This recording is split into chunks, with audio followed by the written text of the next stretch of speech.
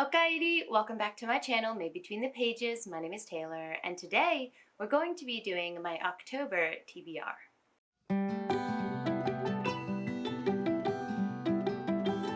Now you guys may have noticed that I did not record a September TBR.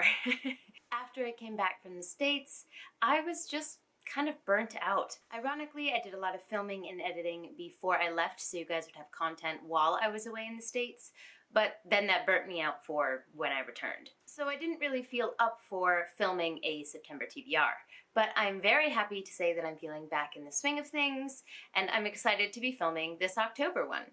You can also look forward to a September wrap-up because I did read in September even though I didn't film a TBR, so that's also going to be coming soon.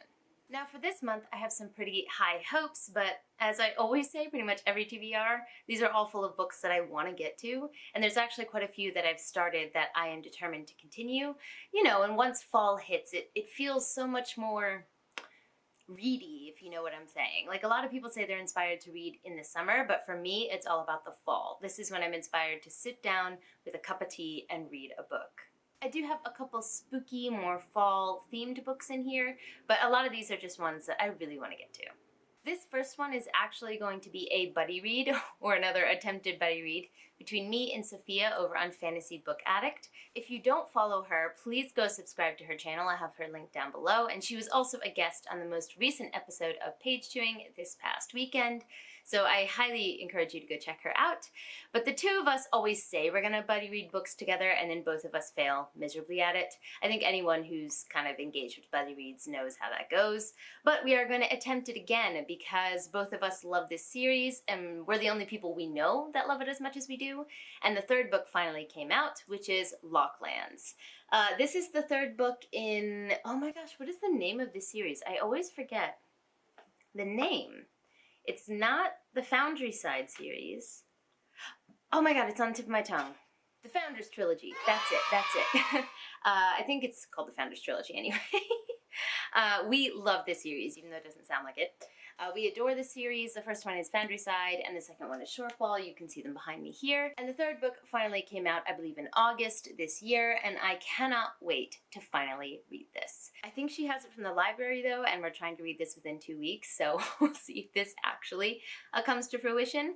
But if you don't know, Foundry Side, the first book, like I said, let me just take these out at this point because, you know, they look stunning together anyway. Now, Foundry Side follows a thief named Santia, and she is extremely good at her job because she has the ability to touch an object and know where it's been, know its recent history. So she's very, very good at sneaking, at stealing things, and one day she steals something a little bit beyond what she expected, and it gets her involved in a lot of larger issues. This world also has a magic system that's kind of like coding, computer coding, where you can write a script on an object and have that object perform what you've written in the script. So basically you can convince objects that they live in a reality that's different from the actual reality. So the example I usually give is you can write a script on a wheel that convinces it that it's rolling downhill. So it will continuously move forward on its own, whether it's actually on a hill or not.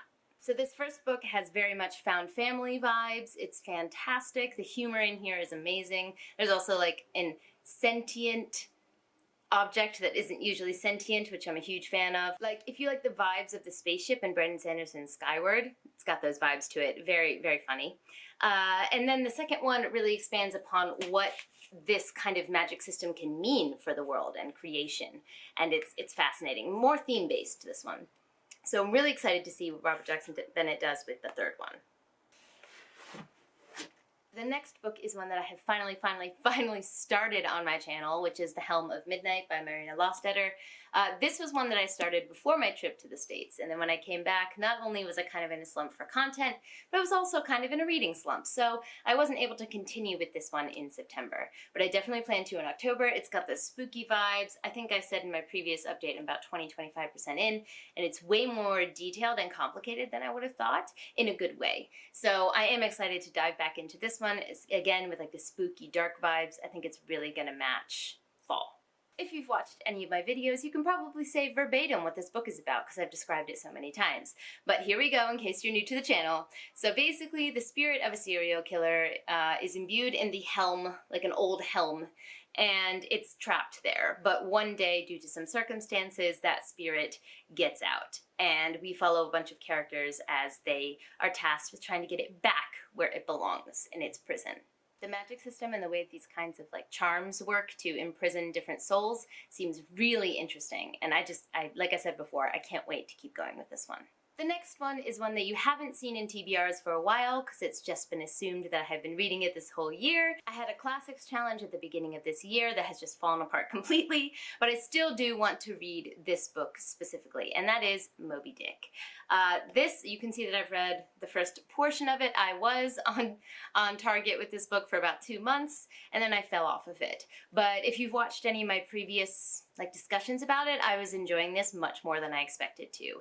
Again, fall, classics. I just get the vibe that I want to read classics when fall comes around. So I definitely plan to continue with this one. I'm not sure how many of the sections I'm going to do. I've sectioned it off. Originally, it was to be able to read it within a couple months, but I'm not really sure. We'll just go with the flow and see how many sections I get read. But I definitely want to continue with this book. I'm feeling in the mood for it, so I'm going to roll with it. I've also had people tell me that they've picked up this book because of the way that I talked about it and actually really enjoyed it themselves and have finished, which I think is so funny because I still haven't finished. But I'm glad I'm inspiring people to read it and they're enjoying it too, so maybe when I finally get done with it, we can have like a group discussion or a deep dive or something. Now this next one is definitely spooky vibes. A little bit more spooky than I would usually go with because it's kind of got a ghost horror element to it, and we all know that I'm a little bitch with that, so usually I would avoid that. But this is the only good book club pick for the month, and I did vote for it. So I don't know, that makes me a liar right away. I guess I'm looking to challenge myself for the month of October to see if I can handle some ghosties in my life. But the book is called Nana. Based on the blurb, we follow a mom who has a very successful family. She's having a great life, as they always do before things hit the fan, but she never knew her birth mother. And then one day this woman shows up claiming to be her birth mother and asking them to call her Nana. And she gets kind of accepted into the family, becomes a part of life, but then these weird things keep happening around her. And some misfortune starts to follow the family, and they see the Nana herself becoming more youthful and, you know, basically living off of their misery. And things start to unfold from there. Of course, there's ghosty, witchy things about it, and I'm interested to pick it up. We'll see if I can make it all the way through. Everyone will laugh at me if I can't do it, but hey, you know, I'm gonna give it a shot. The next book that I am dying to read is Amari and the Great Game, which is the sequel to Amari and the Night Brothers. I just missed the book there. This is the exclusive Waterstones edition. If you've been around my channel, you know that I was very, very lucky to have one of my subscribers, one of my friends, send me the special edition with like the shiny edges of the first book, and I wouldn't have been able to get my hands on that otherwise. So as soon as I saw this go on pre-sale last year, I was like, I need to get my hands on it. It's got the purple sprayed edges, and it also has the stars on the hardback, along with it is signed by B.B. Alston. And I am so happy to have this in my possession. It has finally arrived, and I loved the first book. I gave it 5 stars. The whimsy is off the charts. It's incredible. And I'm really excited to pick this up in between, you know, the classics and kind of the scary reads that I have planned for this month. I think this is going to be a breath of fresh air, and I can't wait to see where Amari goes in the next installment. In the first book, Amari and the Night Brothers, Amari's brother has disappeared, and she's determined to find out what happened to him because she doesn't believe that he has, you know, started dealing drugs or all these other things that people are speculating about him, because she knows that he wouldn't do that, and she believes that he's still out there in the world and something has happened. And then one day she finds a suitcase that he's left for her, and he's left her a message letting her know that there's this whole world of magic that he's involved in. And he gets her involved in it as well with this message. And she finds out there's this whole new layer to this world that she was unaware of. It's very much like middle grade Men in Black, and it's fantastic. I also mentioned in my previous videos that my wonderful husband got me a new Kindle for my birthday. And when I got this new Kindle, I was transferring a lot of my old, you know, books over to this one. And I realized that I had this whole collection of books I think I'd gotten from friends over the years, where they were like, hey, I have these PDFs, do you want them? Do you want these books? I was like, sure, why not? I didn't realize I had them. And when I was going through this whole mass of files, I realized that I had somewhere along the way acquired Dr. Jekyll and Mr. Hyde.